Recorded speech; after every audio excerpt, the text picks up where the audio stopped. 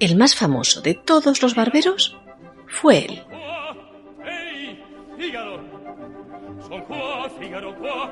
Pícaro, insolente y pagado de sí mismo.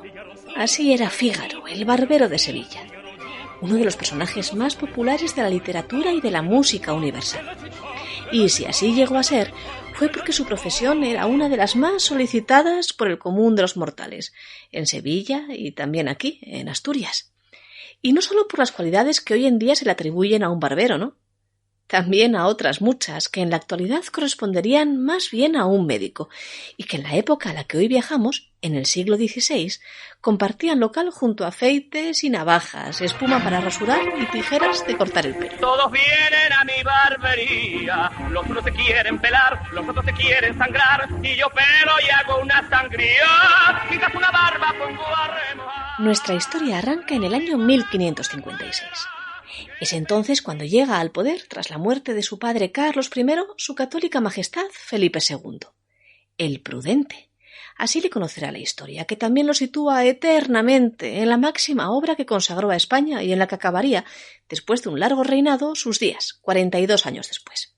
San Lorenzo del Escorial. Aunque esta imagen, la verdad, es un poco injusta, porque Felipe II visitó muchos más lugares que no fueran aquella eterna silla desde la que contemplaba su obra. Bueno, aunque sea injusta esa imagen, lo cierto es que aquí, en Asturias, nunca llegó a poner un pie. Eso sí que no. Quizás alarmado por la escasa comunicación con el paso de la península o por los recuerdos, no muy gratos, que tenía su padre de su tránsito por nuestras tierras, accidental y accidentado a la par. O quizás simplemente porque no le hiciera falta. Lo que no se puede decir es que fuera un rey que no se preocupase del principado, no, eso no. Lo hizo y mucho. Y también era una cuestión que preocupaba mucho por estos lares, la cuestión de los barberos. No hay hombre más afamado, agora imprime un tratado todo de flosomonía. Suele andar en un machuelo, que en vez de caminar vuela, sin parar saca una muela, más almas tienen en el cielo que un Herodes y un Nerón, conócenle en cada casa, por donde quiera que pasa, le llaman la extremaunción. Este poema de Tirso de Molina es un poco posterior a la época que hoy estamos tocando, pero refleja una realidad que estaba a la orden del día. La importancia de los barberos para la sociedad que no podía pagarse un médico de carrera, y la peligrosidad de su oficio, así como la mala fama que tenían los alfajemes o barberos sangradores que compartían local y hasta oficio con los barberos que cortaban y arreglaban las barbas. Porque estos se dedicaban desde tiempos inmemoriales a la cirugía menor. Vaya, que en un establecimiento como el de Fígaro bien podía el barbero sacar muelas, arreglar una fractura o imponer sanguijuelas sobre el cuerpo para hacer sangrías, unas intervenciones basadas en la creencia de que extraer la sangre del organismo ayudaba a equilibrar los 4 humores, que eran la sangre, la cólera, la melancolía y la flema.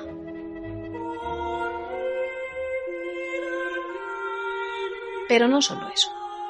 Los barberos sangradores también podían extraer los fetos muertos en un aborto o incluso ejercer como comadronas cuando la dificultad del parto imponía la ejecución de una cesárea.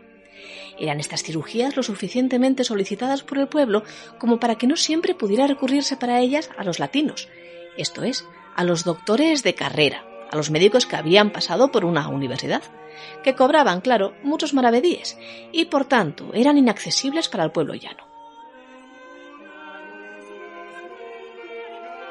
Felipe II era más que consciente de que esto de los barberos era un tema que traía cola, y que de todos los siglos que llevaban ejerciendo como tales muchas veces había intentado regular su oficio. Ya en las 7 partidas que publicó Alfonso X durante su reinado a mediados del siglo XIII se disponen las condiciones en las que los barberos han de trabajar. Y desde entonces, hasta los tiempos de nuestro monarca, 1 millón de disposiciones más intentan regular los conocimientos que tienen los barberos para poder ejercer como tales. Así había nacido, décadas atrás, el protobarberato, una institución creada por los reyes católicos, que eran, por cierto, bisabuelos de Felipe II, para institucionalizar que solo se pudiera ser barbero después de haber pasado un examen. Cualquiera que usare de las cosas susodichas o de cualquier de ellas, sin ser examinado como dicho es, sea inhábil perpetuamente para usar del dicho ocio, y más pague 2000 maravedís de pena para la nuestra cámara, y 1000 maravedís para los dichos nuestros barberos mayores, y por el mismo hecho haya perdido y pierda la tienda que así tuviere puesta. Pero en Asturias la cosa estaba más complicada. Y eso no lo sabían los reyes católicos, ni probablemente tampoco Carlos I, pero sí Felipe II. Porque este rey que nos toca en juego ahora, en el siglo XVI, presta mucha atención al Principado, tal y como escribió en su día Carlos Martínez en su Historia de Asturias. Un libro, por cierto, publicado en plenos años 60 del pasado siglo por El Comercio y prologado por Francisco Canetoña. Martínez cuenta que fue muy prolífico Felipe II en sus disposiciones con el Principado de Asturias, también en estos lares del aceitar y del curar. En ellos, los asturianos, teníamos nuestra propia problemática, porque allá a donde el común de los mortales en el reino le preocupaban las condiciones de seguridad a las que uno se pudiera enfrentar con uno de aquellos alfajemes o barberos, a nosotros lo que nos preocupaba era la multa, el pecunio, y eso tenía una explicación tangible.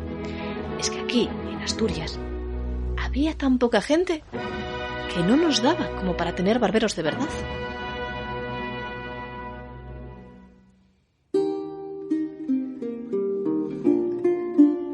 Y como ese dicho principado es tan grande, y en él hay tantos lugares, y muchos de ellos, o los más, son muy pequeños y de poca vecindad, donde no hay barbero que quite el cabello o haga la barba, ni cirujano que cure las heridas, ni herrador que hierre a las bestias, digo las cabalgaduras, y por las necesidades que tienen de esos oficios muchas personas vecinas de los mismos lugares, se quitan unos a otros el cabello, y hacen la barba, y toman sangre de las heridas, o descalabraduras, e hierran las cabalgaduras, no teniendo ni usando de dichos oficios, ni estando examinados para ello, de cuya causa las justicias, o por denuncia o de oficio, proceden contra ellos y ejecutan en ellos las premáticas que los prohíben, siendo las personas que esto hacen muy pobres y necesitadas, y por ello les prenden y hacen otras molestias.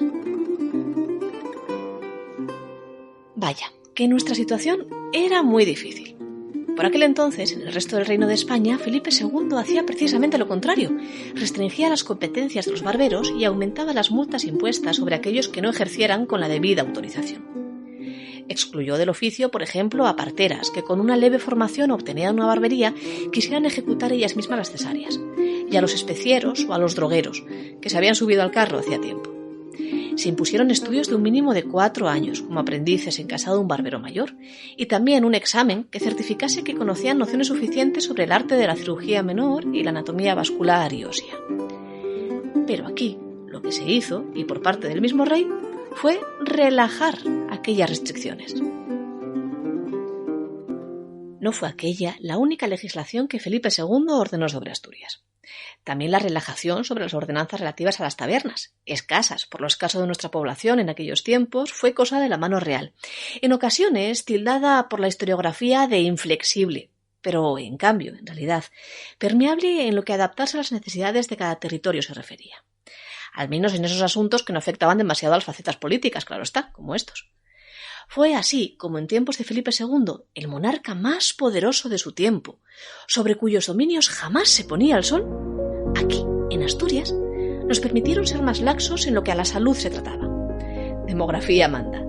Y la nuestra demografía, nunca se ha caracterizado precisamente por ser demasiado exultante, la verdad.